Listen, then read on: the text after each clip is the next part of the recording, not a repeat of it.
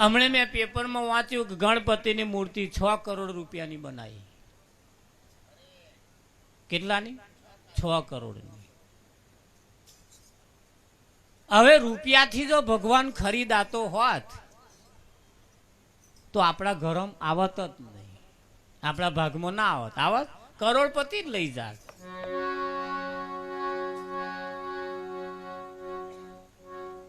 પણ એ જ ભગવાન શબરીને ઘેર હેંડ્યો હેંડ્યો હેંડ્યો હેંડ્યો હેંડ્યો. પેલા 80,000 વર્ષથી તપ ધરીને બેઠા હતા.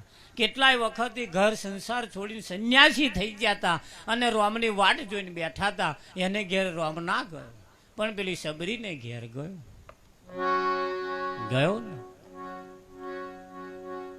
જે ઘર છોડીને અવતાર્યા હતા, જે સંન્યાસી થઈ ગયા હતા, જેમણે બધું છોડી દીધું હતું, એ શબરી જ્યારે તલાવમાં પાણી ભરવા ગઈ ને ત્યારે પેલા સાધુ એ હડે હડે કઈને કાઢી મૂકી અને કે તે અમારું તલાવનું પાણી અભડાયું.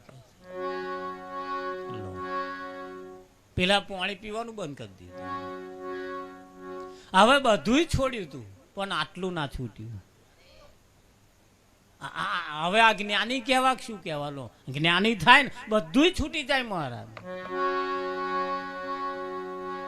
મોટા મોટા હાથી નેકરી જાય પણ એક કીડી ના ન્યા કરવાની.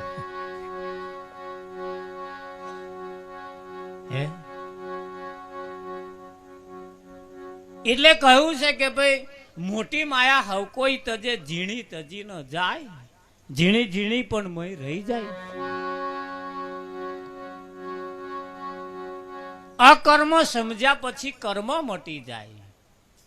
અકર્મ સમજ્યા પછી કર્મ મટી જાય. પછી કરતાપણું જે છે એ મટી જાય છે, પણ એ સમજાય પછી.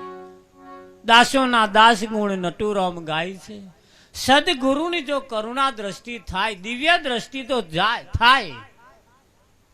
દાસોના દાસ ગુણ નટુરામ ગાય છે. સદગુરુની કરુણા થાય તો દિવ્ય દ્રષ્ટિ થાય. અને સદગુરુની જો કરુણા ના થાય તો ચોમડાની ચોમડાની રે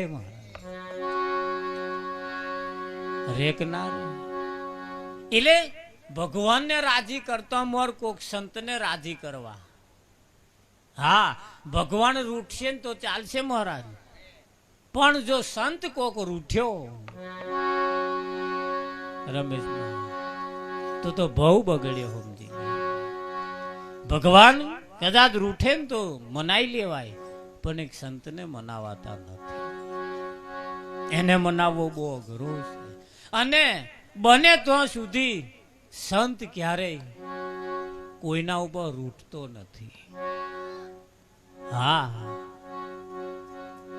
સંત ક્યારે કોઈના ઉપર રૂઠતો, એના ઉપર અતિ આક્રંદ કરવામાં આવે, ગમે તે કરવામાં આવે, પણ એ કોઈના ઉપર આજ દિન સુધી મેં નથી સાંભળ્યું કે કોઈના ઉપર રૂઠ્યો. કેમ? કે એટલા બધા દયાળુ હોય છે.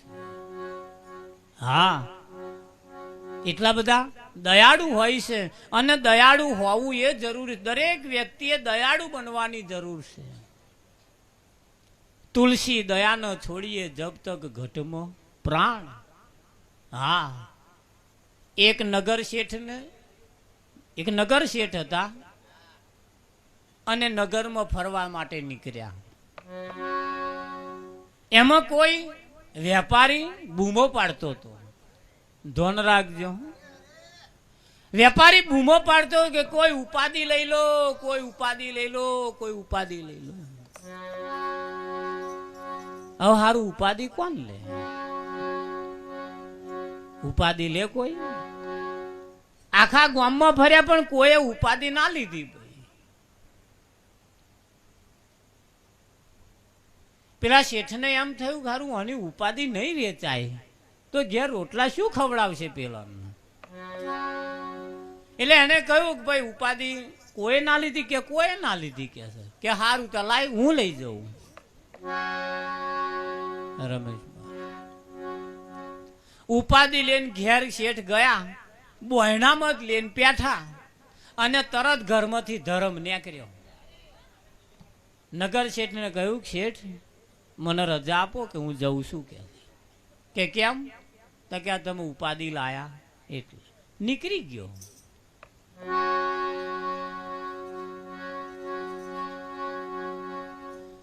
પછી એની પાછળ ને પાછળ લક્ષ્મીજી ન્યા કર્યા શેઠ કે મને રજા આલો તાર હું જઉં. ઘરની અંદર જેટલો શેઠે બેહાડ્યો તો બધો વારા ફરતી નીકળી ગયો.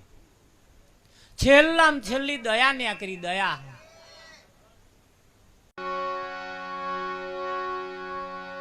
સદગુરુના ધામમાં હો મારે લીલા લેર છે.